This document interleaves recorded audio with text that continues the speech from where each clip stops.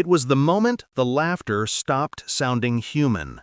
A ripple moved through the hall. 500 guests, jeweled and perfumed, twisting in their seats to watch the spectacle unfolding at the center of the stage.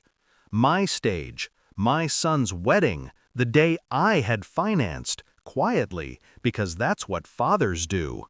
But the microphone wasn't in my son's hand anymore. It was in his future father-in-law's. He grinned as if he'd been waiting years for this. "Ladies and gentlemen," he said, voice booming through imported speakers, "before we begin, let's give a round of applause to the father of the groom." A scattered cheer. Then the pause, sharpened, loaded. "That's not a father," he said, laughing. "That's trash." The fiancée giggled, covered her mouth like she was being polite about it. The hall erupted. Not everyone, just enough. Enough to burn. I felt the sound slide under my skin like a thin blade. Not deep enough to kill, just deep enough to remind me I could bleed. My son turned toward me. Confusion first, then something else. Something breaking. And right there, as the mockery echoed through crystal chandeliers and gold-trimmed walls, he stood up. He took the microphone, and he ended the wedding. But that wasn't what shook me. What shook me was what I told him afterward. When he looked at me with fear, fear that I'd shatter under the humiliation, I placed a hand on his shoulder and whispered the truth that would change everything. "Son, I'm a billionaire." The hall fell silent long after the wedding collapsed. People think money numbs things. It doesn't. It just slows the bleeding. I sat there long after the hall emptied, the insult still echoing. Trash. A simple word, a word that revealed more about them than it ever could about me. Because they thought they knew me. Because I never corrected them. I'd built empires quietly. Real estate law, investment acquisitions, a portfolio that could bend a city if I pushed correctly. But the quieter you become, the easier the world assumes you are small. The in-laws mistook silence for weakness, privilege for superiority, arrogance for status. They mocked what they thought was an ordinary man. But my son, his voice cracked when he pulled me aside. "Dad, I can't marry into that family." He was shaking. Not from fear, no, from the weight of seeing someone insult the person who raised him, the man who worked 3 jobs before he built his first tower, the man he thought struggled quietly. I watched him, the way he swallowed the humiliation like it was his own, and it hit me. This wasn't about the wedding. This wasn't about the insult. This was about something deeper, an uneasiness I'd been ignoring. The way his fiancée avoided eye contact earlier, the hushed conversation with her father when they thought no one was watching, the faint shift in my son's expression whenever wedding finances were brought up. A pattern. Thin threads, invisible until pulled tight. And the humiliation acted like a hand yanking every one of them. There was something else here, something rotten beneath their polished cruelty. And the insult? It wasn't the wound, it was the trigger. I didn't confront anyone. I didn't rage. Rage is loud. Power is quiet.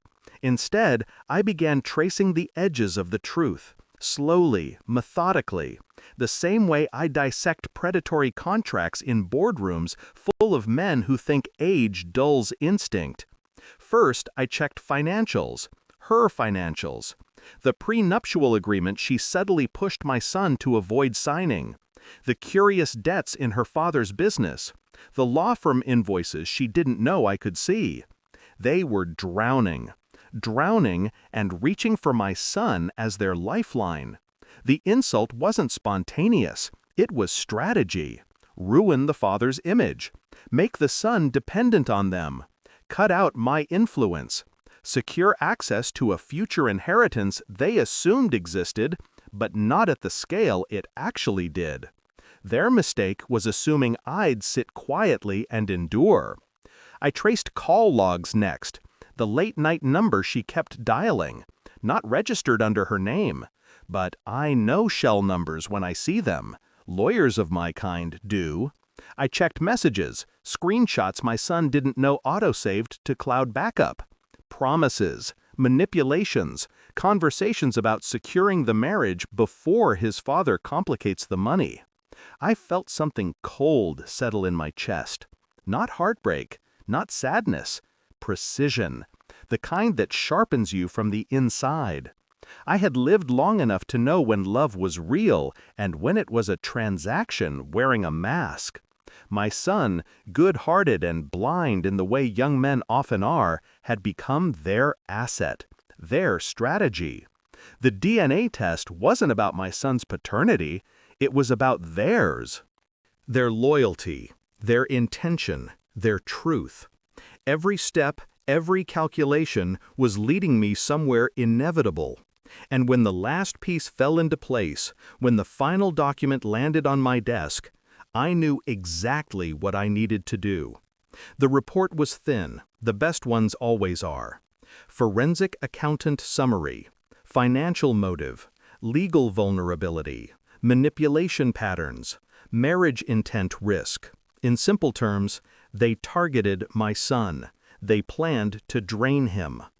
I walked into their home calmly. No anger, no theatrics, just the quiet presence of a man who already knew. The father saw me first. "Here to apologize?" he asked. I handed him the folder. He opened it, read a line, then another. His face changed, color drained, leaving something pale and raw. He looked at his daughter. She froze. Tears collected instantly, tears not of guilt, but of exposure. "You investigated us?" she whispered. I didn't answer. I didn't need to. Truth doesn't require volume. My son stood behind me, silent, watching the mask slip off the woman he almost married. She reached for him. He stepped back. And I watched her break, not from losing him, but from realizing the plan failed. That's the thing about truth. It doesn't hit like a bullet. It hits like silence. Sharp, echoing, unforgettable. Revenge wasn't a performance. It was a correction. I walked into my law firm the next morning and gave a single instruction to my senior counsel: move forward. He understood. Within hours, their businesses were audited, their shell companies exposed, their unpaid loans accelerated, their hidden fraud reported.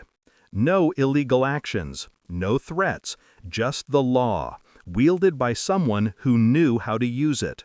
Real estate statutes they abused, closed. Investment loopholes they relied on, filed and sealed. Their empire, fragile, inflated, hollow, collapsed under the weight of its own lies. They tried to call me. They tried to bargain. I didn't answer. When truth is your weapon, silence is your victory lap. My son asked me one night, after the dust settled, "Did you do it for me?" I looked at him. "No," I said, and he understood. I did it because some lessons must be taught in a language the guilty can't forget. Humiliation is temporary. Exposure is permanent. The world now knew the truth about them. And my son, he grew up in an instant. He saw what power looks like when it's quiet, when it's disciplined, when it's earned. And when everything was over, when the last report was filed, the last debt collected, the last mask removed, I felt something settle inside me. Not peace, clarity. A final line formed in my mind, cold and clean, and it stayed with me long after the night ended. Some people learn through kindness. Others only understand the sound of their own world collapsing.